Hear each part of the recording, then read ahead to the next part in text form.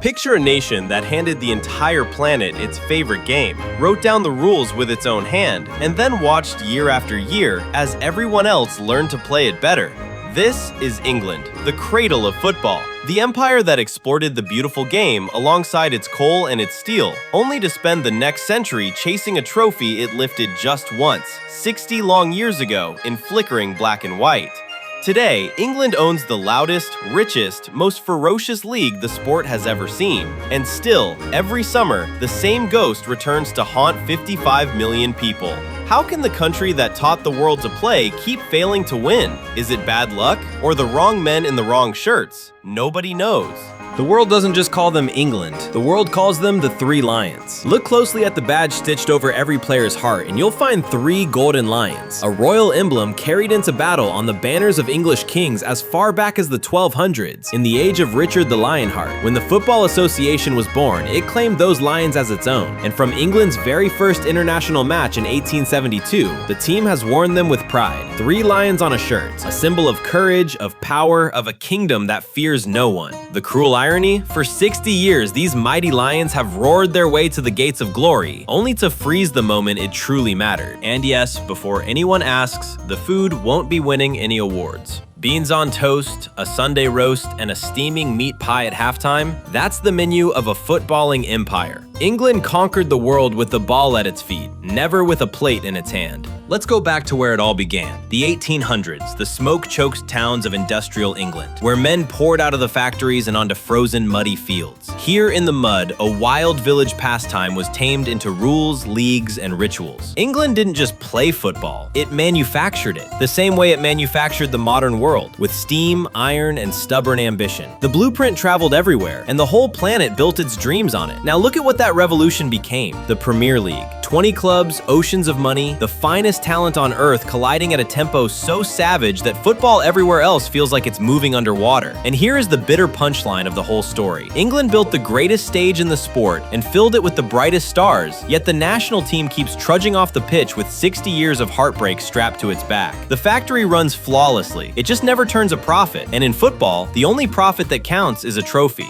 And that same proud animal guards the crown jewel of English football. Look at the Premier League badge and you'll see it. A regal lion, a crown upon its head, one paw resting on a football. It's no accident. The lion is England's national beast, the same royal symbol that has stood for strength and majesty for 9 centuries. When the league was born in 1992, it didn't choose a logo. It claimed a throne, declaring itself the king of all leagues. The crown says royalty. The paw on the ball says this game belongs to us. From a blue heraldic lion to today's sleek modern crest, the message has never changed. This is the lion's den, and the whole world comes here to test itself against the best. Let's remember the legends England once worshipped. Michael Owen, a boy of 18 sprinting through the entire Argentine defense in 1998 to score a goal so beautiful it still feels like a dream that refuses to end. David Beckham, the man whose right foot bent the ball as if it had whispered a secret deal with the wind. Frank Lampard and Steven Gerrard, 2 midfield giants so brilliant apart, so cursed together, that putting them in the same team felt like asking 2 suns to share one sky. And Joe Cole, the boy from the streets with a circus in his boots. On paper, this was an army of kings. On the pitch, they packed their bags early, summer after summer. They called it the Golden Generation. And the cruelest joke in English football is that all that gold never once became a trophy. This time, England did something gloriously un-English. It hired a German to fix its heartbreak. Thomas Tuchel, cold as a Berlin winter, calculating, utterly immune to sentiment. And he announced a squad so ruthless it sent shockwaves through the entire country. Phil Foden? Cut. Cole Palmer, the Chelsea magician who once scored in a final and shrugged like he was bored of greatness? Left at home with his boots in the closet. Tuchel didn't bow to reputations or count Instagram followers. He picked the men who fit his machine, then phoned around 50 players one by one to hand them either a dream or a funeral. Some calls launched careers, some calls quietly ended summers, and when a coach is willing to bench the most marketable faces in the nation, the question stops being who he likes and becomes the only question that has ever mattered here. Does this man at last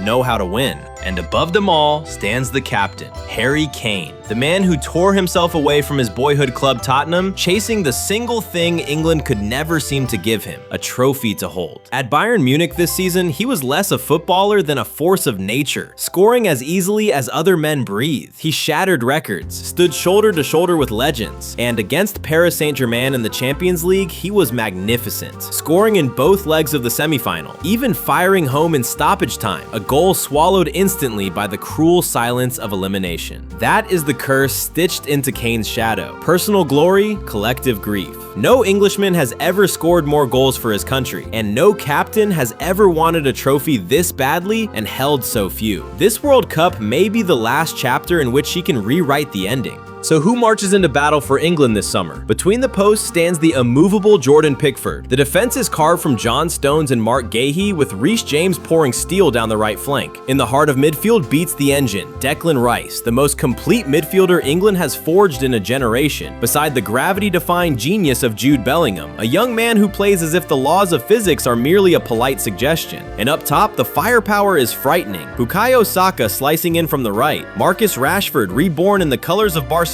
and Harry Kane leading the line as both captain and talisman. Tuchel arranges them in a flexible 4-3-3, a machine of control, pressure, and ice-cold German order. Talent was never England's curse, turning that talent into silver always was. The weight pressing down on England is, as always, almost unbearable. The team marches in as one of the favorites. It qualified with insulting ease, the first European nation to stamp its ticket. The bookmakers adore England, the pundits adore England, and the fans, well, the fans have learned to love this team the way you love a thunderstorm, thrilled and terrified at once, because everyone knows exactly how this film ends. England storms out of the gates, glides through the group, sets an entire nation dreaming in red and white, and then, somewhere near the quarterfinals, a single cruel instant, a missed penalty, a wicked deflection, shatters 55 million hearts in perfect unison. The talent whispers champions. History screams heartbreak. This summer, England must finally decide which voice is telling the truth, and England didn't have to wait long for the first answer.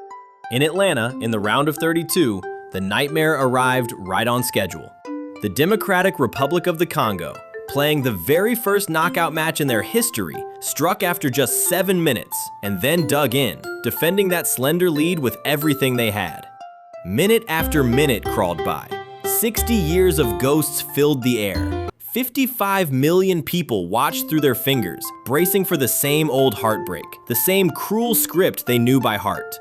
And then, when the whole nation was holding its breath, the captain remembered who he was.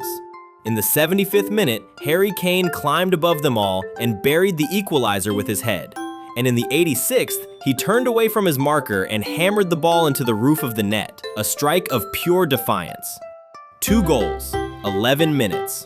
A 2-1 win dragged out of the jaws of humiliation. It was, in fact, the first time England had ever come from behind at halftime to win a World Cup match. And for once, the man so often haunted by what he couldn't win simply got the job done.